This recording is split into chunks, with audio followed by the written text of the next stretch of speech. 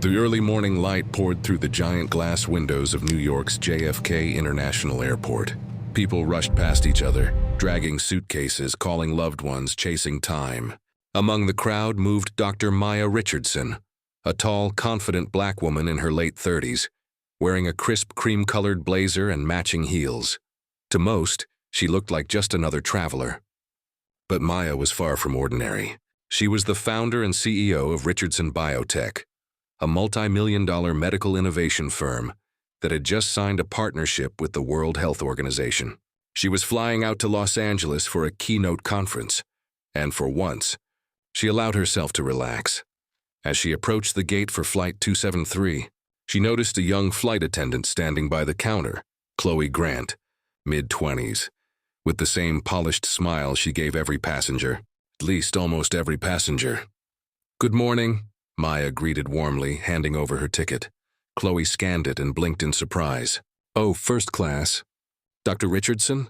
she asked, tone laced with disbelief. "Yes," Maya said simply, her voice steady and kind. Chloe forced a smile. "Right, I just wasn't expecting—" She trailed off, catching herself. "Expecting what?" Maya asked politely. Chloe chuckled nervously. "Nothing. It's just, most of our first-class passengers are regulars. You know, frequent flyers, executives." "I see," Maya said softly. "Well, I suppose there's a first time for everything." Chloe nodded awkwardly and waved Maya through, but her eyes followed her all the way down the jet bridge. A subtle smirk curved her lips as she whispered to her colleague, "Looks like someone cashed in their miles for a day in luxury." The words weren't loud, but they were loud enough. Maya heard them. She didn't turn around. Years of dealing with quiet prejudice had taught her a valuable lesson. Silence can be louder than outrage. Once on board, Maya found her seat, 2A, the window seat. She placed her bag neatly beneath her chair, took out her tablet, and began reviewing her presentation slides. Moments later, Chloe passed by, pretending not to notice her. But when she spotted Maya's business documents open on the screen, she couldn't resist. "Those are some serious-looking files," Chloe said, her voice tinged with sarcasm. "You must be pretty important." Maya smiled faintly. "Every job is important," she said. Chloe gave a forced laugh and moved along, muttering under her breath, "Sure, whatever helps you sleep at night." The boarding finished, the doors closed, and the plane began to taxi. Maya remained calm, her poise unshaken. She had learned how to endure small insults the way the ocean endures storms. Quietly, deeply, without losing its power. Halfway through the flight, turbulence hit. Drinks rattled, passengers gasped, and Chloe, visibly anxious, hurried down the aisle to check on everyone. Maya stayed still, eyes forward, calm. When the plane steadied again, Chloe passed by once more, this time with a tray of refreshments. "Would you like champagne, miss?" she asked. "Water is fine, thank you," Maya replied. Chloe handed her the glass, then whispered under her breath, "Of course." "Wouldn't want to spill on your fancy suit." That one landed differently, colder, sharper. Maya's eyes lifted. "Excuse me?" Chloe smiled innocently. "Oh, nothing. Just trying to be careful." For a moment their eyes locked, one filled with quiet strength, the other with insecurity disguised as arrogance. Moments later, the captain's voice broke through the tension. "Ladies and gentlemen, we'll be landing in Los Angeles shortly." Maya gathered her belongings. As the wheels touched down, Chloe walked past once again, this time avoiding eye contact. When the passengers began disembarking, Maya stood up, pulled out her phone, and typed a short email. Subject: Flight 273, conduct concern. "I'd like to report unprofessional and racially insensitive behavior by one of your staff. This is not the first time it's happened, but I intend to make sure it's the last." She hit send.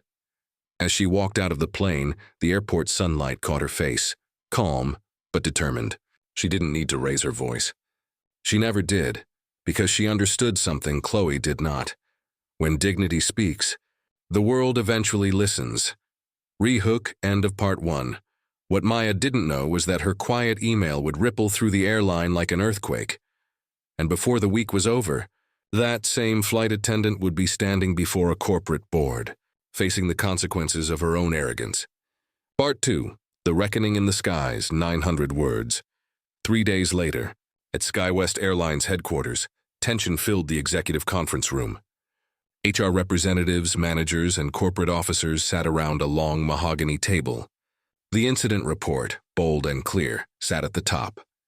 Case number 742, passenger discrimination complaint, Dr. Maya Richardson. At the end of the table sat Chloe Grant, wearing the same uniform she had once worn proudly. But this time her confidence was gone. Across from her, the head of HR began. Chloe, we received a complaint about your behavior toward a first-class passenger. Would you like to share your side? Chloe fidgeted. It was just a misunderstanding. I didn't mean anything by it. She was just defensive. A voice from the end of the table interrupted. That passenger wasn't defensive. She was dignified. Every head turned. Dr. Maya Richardson stepped through the door. Her presence filled the room, not with noise but with authority. Chloe's face turned white. You're here? Yes, Maya said calmly. The airline invited me to participate in their inclusivity review. I accepted. The HR director cleared her throat. Dr. Richardson, we appreciate your cooperation. Would you like to explain what happened? Maya nodded. There's nothing complicated about it, she said. I was mocked for existing in a space someone didn't believe I belonged in. It wasn't loud. It wasn't obvious. But it was enough. Her words fell like stones in the silence. I don't want anyone fired, she continued. I want something changed. Because if arrogance can fly, it can crash too. Chloe looked down, her eyes filling with tears. I was wrong, she said quietly. I thought I was just joking. Racism never sounds like a joke to the person it targets, Maya replied softly. The HR director spoke next. Chloe, we're implementing mandatory diversity and sensitivity training, and your continued employment depends on completing it successfully. Chloe nodded weakly. Maya stood. I believe people can learn, she said, but they have to choose to. Before leaving, Maya paused. When I boarded that flight, I wasn't angry. Now I'm hopeful, because this conversation is happening. That's progress. The room stayed quiet as she walked out. Chloe stared after her, realizing that the woman she mocked had just shown her more grace than she deserved. Months later, Chloe sat in her apartment, scrolling through her phone. On her feed appeared a video, Maya giving a TED Talk titled, Dignity in the Face of Disrespect. Maya's words echoed through the screen. You don't fight arrogance by becoming angry. You fight it by staying calm enough to expose it. Chloe felt tears slide down her cheeks. For the first time, she didn't feel humiliated. She felt awakened. Meanwhile, SkyWest Airlines launched a new internal program called Wings of Equality. Posters across airports carried Maya's quote, Respect doesn't fly first class. It belongs to everyone on board. The next time Chloe stepped on a plane, she looked at her passengers differently. Not as seats to manage, but as stories to respect. Far above the clouds, Maya looked out her window seat, smiling faintly as the horizon burned gold. The same sky that once carried arrogance now carried change. Quiet, powerful, undeniable. And from that day on, one truth echoed through every terminal. When racism takes flight, it always crashes into its own regret.